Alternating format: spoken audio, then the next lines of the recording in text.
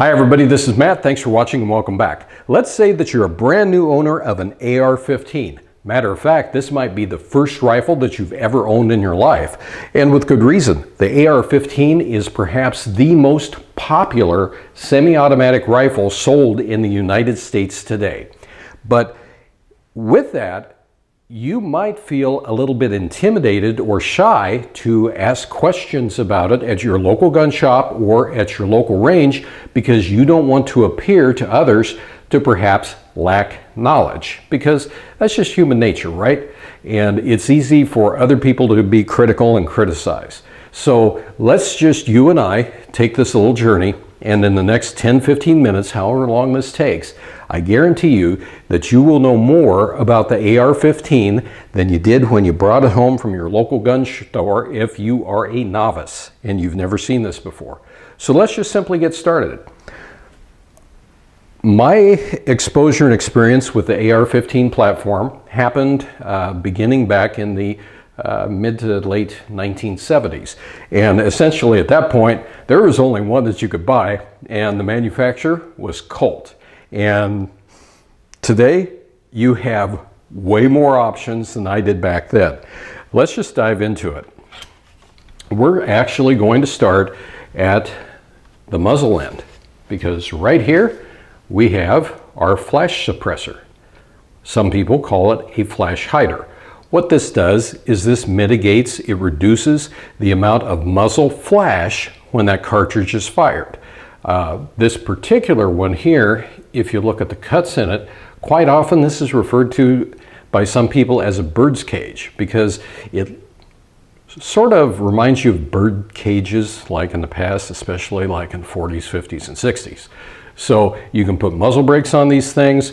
There are accessories galore for this, but that's what that is. That is a flash hider or a flash suppressor. The next thing that we have right here is we have our barrel. This barrel is made by FN. They make fantastic barrels. I really love an FN barrel. And this goes all the way back to the upper receiver. Here on this model, this is your front sight. And the front sight is right between these two dog ears. Now this sight is only adjustable up and down, which means that it would raise or lower your point of impact depending on how you adjust it. There are tools out there that allow you to adjust it, but in a pinch, did you know you can actually use a spent 223 or 556 cartridge, bend it just a little bit, and use that to adjust it? Well, you can. But remember, it's only up or down. This is your handguard. The purpose of this is twofold. It is to protect your hand from excessive heat, because when you fire these, they get pretty warm and they can cause very damaging burns on you.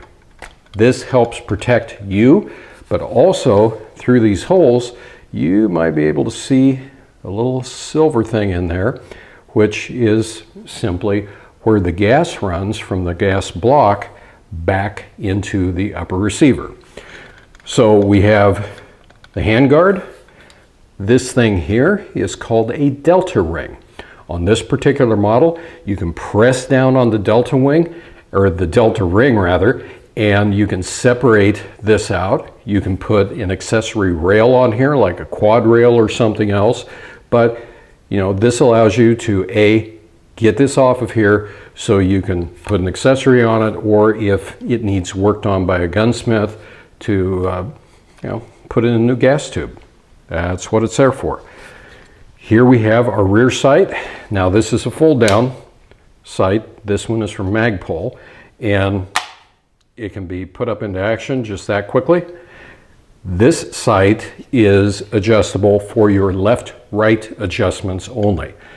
So left and right, and you can see right there, see those little hash marks. Just simply turning this will allow you to make your left-right adjustments. Also on this particular one, you will see across the top of this receiver what is typically called a 1913 Picatinny rail. And 1913 does not mean that it was designed in 1913. It wasn't.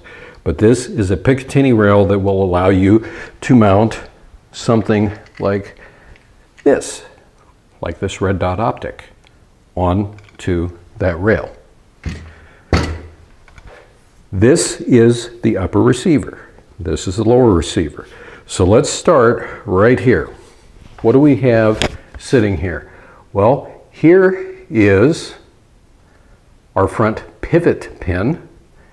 Here is our bolt catch, and this is an ambidextrous magazine release. This might not have come on yours. This is something that I installed myself. The bolt catch is used to catch the bolt when you want the bolt held back or you want to go ahead and charge it. So if I go ahead, pull the bolt back by the charging handle, and I depress right under this little ping pong looking paddle, what that does is that holds the bolt open. Conversely, if I take my finger and I press on this, the bolt is now closed. So that is what that does. Here we have the trigger. Here we have the trigger guard. This is the grip, and this is the safety selector. Now on mine, I've put on an ambidextrous safety selector. So this is the fire position, that is the safe position. Here's your stock. This is a collapsible stock. A lot of people refer to it as a butt stock. Here is a buffer tube. It has a buffer and it has a spring sitting inside of there that helps to mitigate that recoil when the bolt comes back when it fires. Here we have the charging handle. This charging handle is also ambidextrous, which is simply my preference. So the charging handle, you want to pull it back straight and you want to let it go just like that. Whatever you do, don't pull it back and then slowly ride it home, because if you do that, guess what? The bolt doesn't go all the way forward. It doesn't close, which means it won't fire. So that's just a little tip and trick for you. On this side, we have what's called a forward assist. So in the event that we have a case that does not want to quite get in there, sometimes, not all the time, sometimes the forward assist can help with that. That's pretty much it from this end. Oh, and we also have our ejection port dust cover right there. The top part, this is called the upper receiver. The bottom part is called the lower receiver. The lower receiver is really important because this is what the serial number sits on, and legally it's the lower receiver on this firearm that makes it a firearm. It's just this lower receiver part right here that is considered the firearm, and that's just the way that it is. Let's go ahead and take this apart and show you a couple of things. First, I'm going to start by pushing here on this takedown pin, but I'm going to put it in this little block. I'm going to pull out the takedown pin. This will allow me to pivot it down, and then I can take the pivot pin out. Now, if I want to go ahead and remove the bolt carrier group and the charging handle, it's real simple. I can just do it like this. So how this works, here is again the upper receiver. Now you can see right down in here that little shiny silver tube. It's not terribly shiny because it's been to the range today, but you can see that little tube. Well, that is the gas tube that runs from the gas block up through here. And some of you are saying, well, what's a gas block?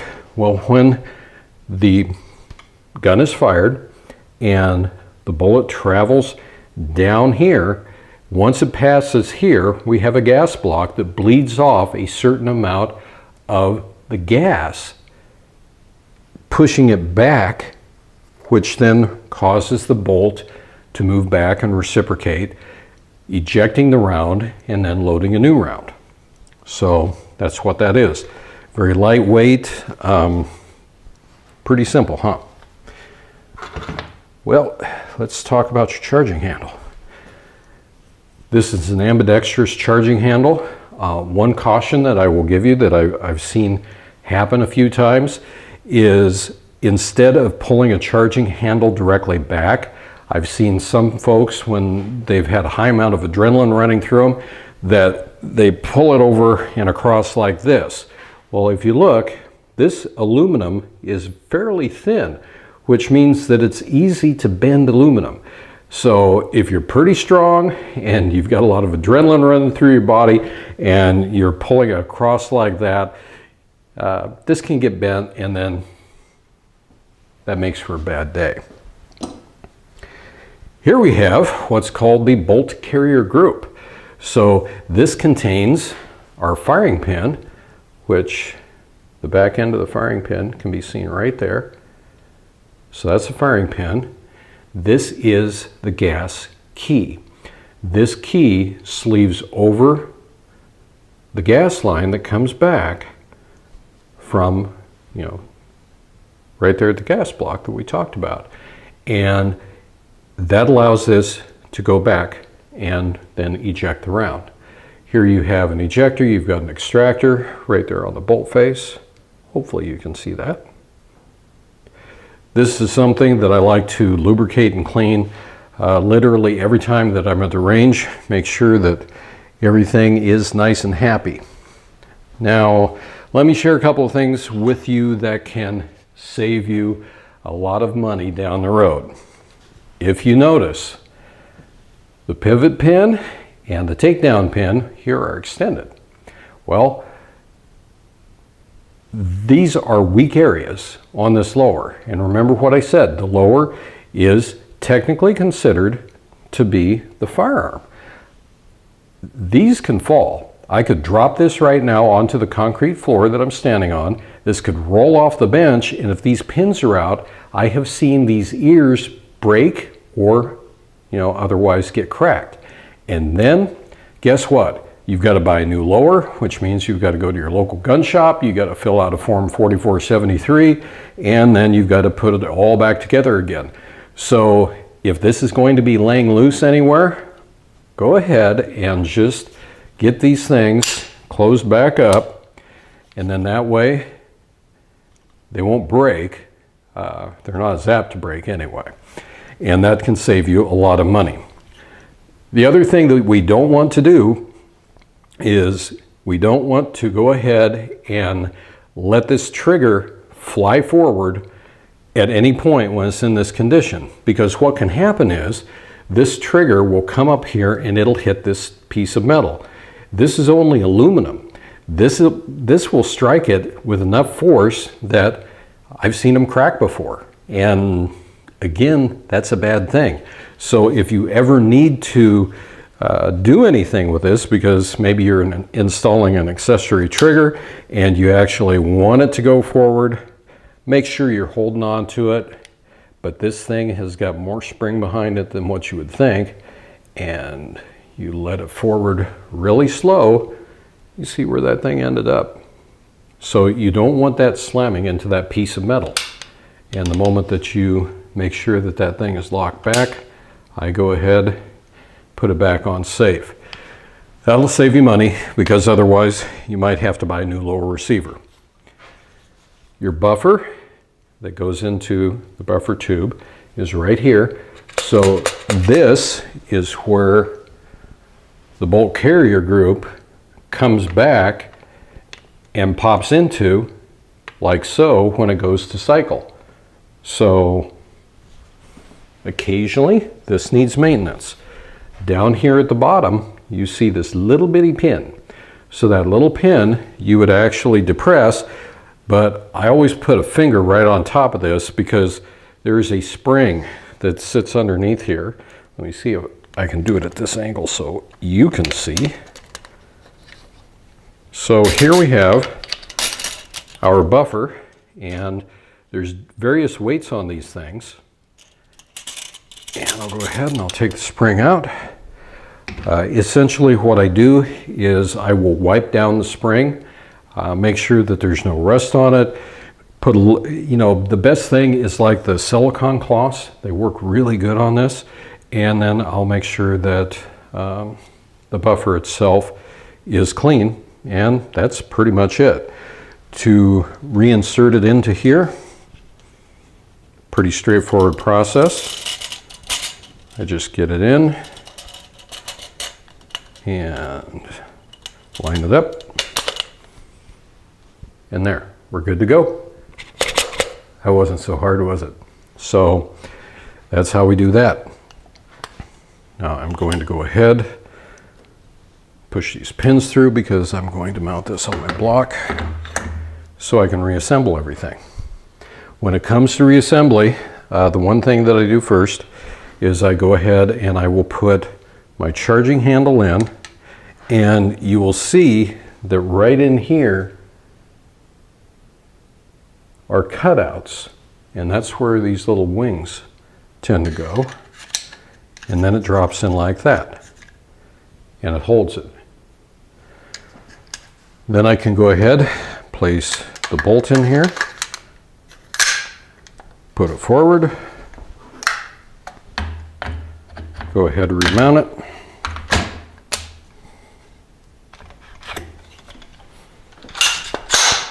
Check it for function.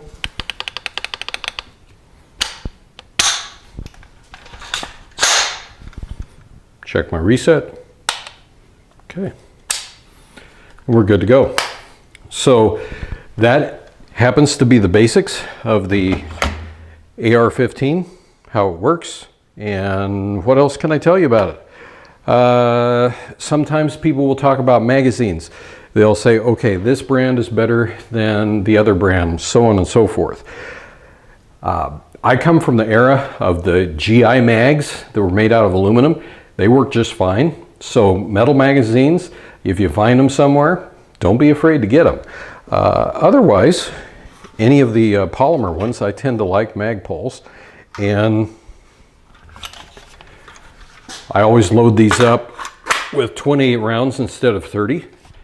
And so when it comes to also doing practice drills, if I need to do a quick mag change or anything like that, you know, since I'm a lefty, it makes it very easy for me to get it down here into my workspace, look inside the chamber, make sure that everything is fine, and then just go ahead and, you know, crank it over like this, let gravity take its effect, and it ejects the magazine. So what that would look like, this would be open. Chances are, when I'm in that kind of a condition, I've run dry, so I have an empty chamber right there, correct? So I want to verify that it is indeed empty, and then to make my mag change, I'm just going to simply go like that. I can grab a new mag, put it in there, and then go ahead, send the bolt home. We're good to go. So hopefully this gives you a few things that you can think about. If you have any questions or anything else like that, hey, feel free to write. If you like what you saw, please subscribe to my channel. Otherwise, everybody, thanks for watching. Good to have you here once again. Thanks for being with me through this rather lengthy video. And until next time, everybody, have a good one and be safe out there.